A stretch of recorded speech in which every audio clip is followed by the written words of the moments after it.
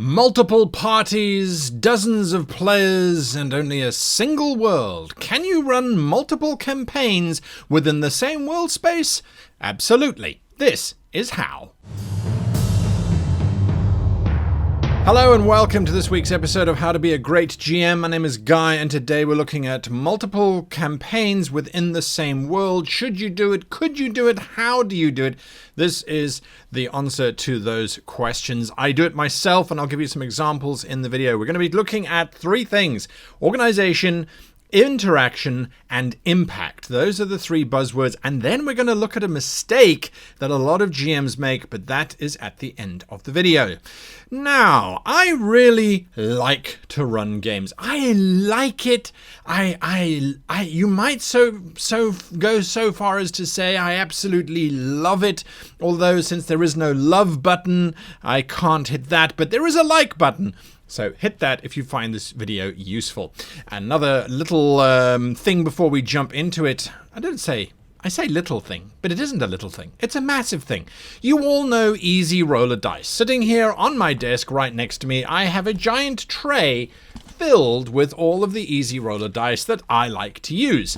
Now, the other day I went role-playing at a friend's house round the table. I know, it was something special, I must admit. And we were rolling dice and they're kind of going all over the place because it was a little table and it was cramped and stuff. And I was like, you know what? Anyway, Easy Roller Dice is today's sponsor. And today we're talking about their Easy Roller Dice cups. Firstly, with this new emblazoned logo in this, I don't know what you would call it, sort of almost oil slick octane color, for those of you that know what octane is. Anyway, the dice cup, I always used to look at a dice cup and go, what's the point? Yeah, put your dice in, you roll them around, and then you drop them onto the table. Or you can slam them onto the table. Either way, the dice are rolled and the dice are not going anywhere. So if you've got players who have a tendency to miss the table, and we all have players like that, it's like, really, how hard is it to roll a dice and not miss the table? Some people manage to do that on a regular basis. Yes, I'm looking at you, Roger. Now, if you do have those, then a dice cup might be worth looking at, especially since the festive season is around the corner now, nearly over actually, so you better act quickly. Links to all of that down below. Thanks to Easy Roller for making today's video possible. Right, so let's get on with it. Organization, interaction, and impact when running a game within a world that you have created. So I have Braxia. Everyone knows Braxia, my world campaign setting that I've been using for 20 plus years, and I frequently have multiple parties running around inside that world space. Now, I am lucky that I have so many players who want to play in my games and that I have the time to actually run it. So at the moment, I've got 2 parties running around. If you want to know what they've been doing, you can go and check out an earlier video that came out earlier this month where I look at my games and I tell you what's going on in them. But how do I make sure that they actually function and that they're actually fun and interactive to play in? Well, the very first step is organization. And by organization, principally, I mean timelines.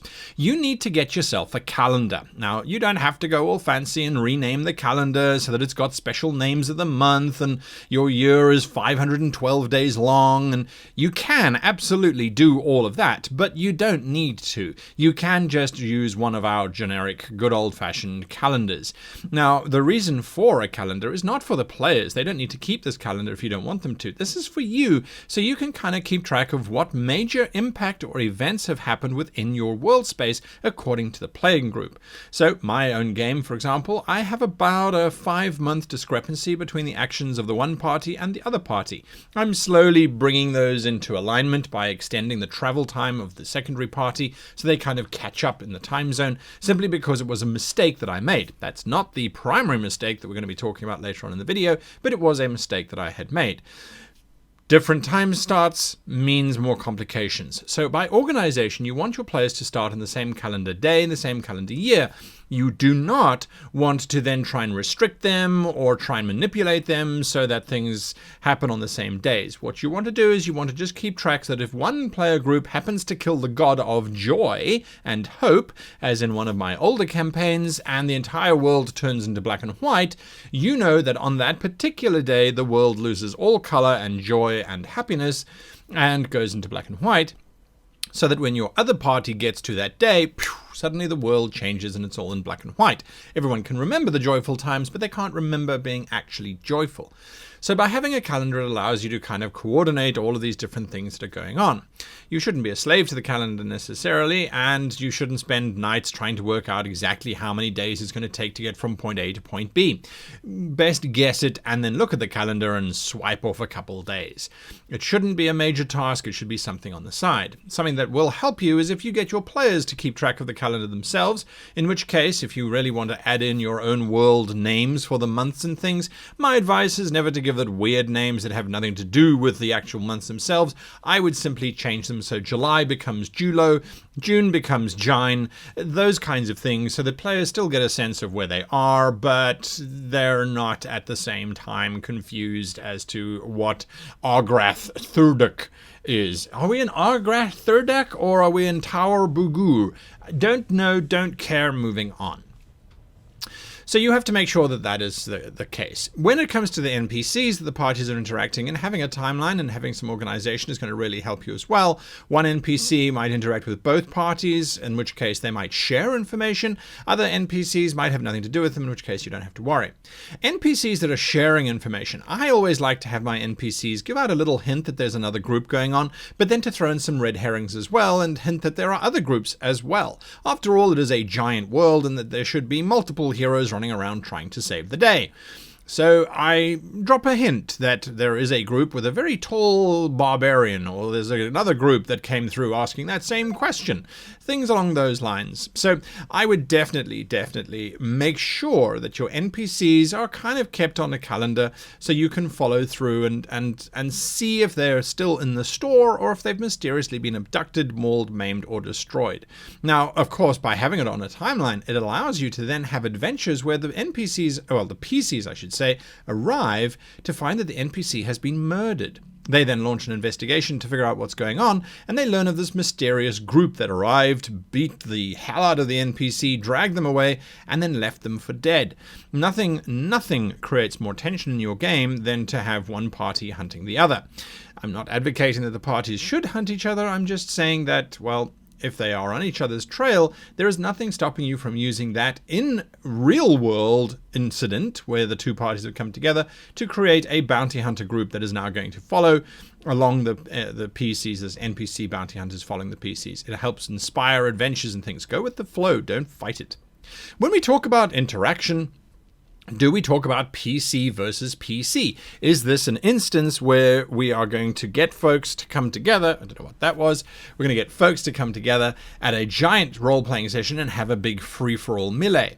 I would not advocate that unless the players are absolutely dedicated to doing it. What I would always advocate is that you turn the one group of PCs into a group of NPCs that you control. Why do I say this? Well, because quite frankly, what happens if the two groups get together? They don't fight, they work together, and then they want to work together in the future, creating a giant table for you to try and manage. It's impractical, and it wasn't the original intention of the game in the first place, so I would avoid that. Interaction also requires that you make sure that whatever the PCs are doing will have some kind of impact globally. So by tracking whether the PCs have burned a city down or have started a new trade route, bringing those things across from either way will make your game world feel much more alive. So I would suggest that you take note of things that the PCs have done that have significant impact. Have they bribed the city guards with a significant amount of money? In which case, when the other group comes to bribe the city guards, well, the bribe should now be a little bit higher than it was previously. Well, we had other people pay us more, so we don't see why you should pay less. You know what I'm saying? It is a service after all. So I would do that. Make sure that whatever the PCs do follows through to the other side. And that just requires you to sometimes either make a note or just to remember it. Finally, when we talk about impact, the consequences of what the characters are doing should ripple across the game. I spoke about this a little bit in terms of your organization, of making sure your events happen at the same time. But in terms of consequences, you have to take it further. If the king is assassinated by the PCs or is protected by the PCs, edicts should be issued that now increase security around the king. And so the other PC party, when they arrive in town, their weapons are now confiscated from them. Those kinds of things need to be added in, and you need to make a mental note. Something that I do when I'm running my games is that I run both of my games out of the same GM notebook that I use. And so when I do have these major events, such as the assassination of someone or a giant wildfire or an earthquake, because we are running these games, of course, we come up with things on the fly, we suddenly need an avalanche in the mountains, those should have impacts on our other games. So if I do something that has something of significant importance that will affect my PCs, I make a note of it, obviously in my main book, and then I flip through to the other half of the book, find the entry where I was last working on, and make an entry that there was an avalanche in the mountains. I might not necessarily predetermine what that means until I'm prepping for that particular session and go, well, the avalanche means that there's no food in the town, and so now an adventure has just arisen where the PCs have to help the townsfolk to survive for the winter without food, etc., etc., etc. So that has made this world feel much more alive, and I didn't have to do anything. I just had to write down a sentence. So that is what I mean when I talk about the impact, and if you can make sure that that impact works, then it's absolutely brilliant.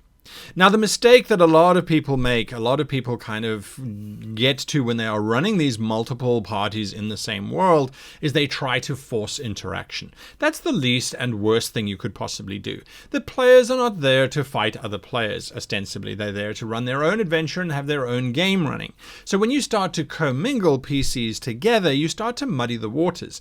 Again, there are some major benefits, which I've already spoken about, but if you try and force them to come together, if you try and force them to be antagonistic, A, you are railroading your players because you are trying to have an outcome that you want rather than having the story unfold before you as everybody makes their actions and reactions. You're trying to force an action to take place, so you don't want that. But also it means that the players are being herded towards a central point. You might want that. That might be your epic grand campaign conclusion, is that multiple people come together to defeat this big bad monster. That could be something that you're after, in which case that's great. But again, you shouldn't try and force it. You shouldn't try and coerce it any more than you normally would, because it will feel forced, the players will feel driven, and eventually they'll sit back and say, you know what, why don't we just have this big battle thing with all of the players together? Because obviously that's what you're after. So I would try and avoid that if I were you. So those are my thoughts on running multiple groups within the same campaign. I do it all the time because I thoroughly enjoy it. I don't get confused with the timelines and with the different parties running around. For me, it's a comfortable space because I know that they're all in the same world and I don't have to change my headspace every single time I'm running a new game. And I don't have to really think too hard about the world history because I know it. I've been there. There are obviously benefits to running new worlds. I'm not going to talk about that in this video. Anyway, what are your thoughts on running multiple groups in the same game world? Do you do it? Have you had good experiences? Have you had bad experiences? Share down below. Let us know what's going on. That's the only way that we can do it. Now, if you head on over to our website, that's www.greatgamemaster.com, you will find a transcription of today's video, all of the points punctuated, highlighted, and made neat by the wonderful marketing goblin. A big thank you to her. A massive thank you to you for watching all the way through to the end. A big thank you to Easy Roller Dice for supplying me with this really cool dice cup, which I will be giving to a certain person whose name begins with R. And, of course, a huge thank you to our Patreons who make this entire video possible with their support.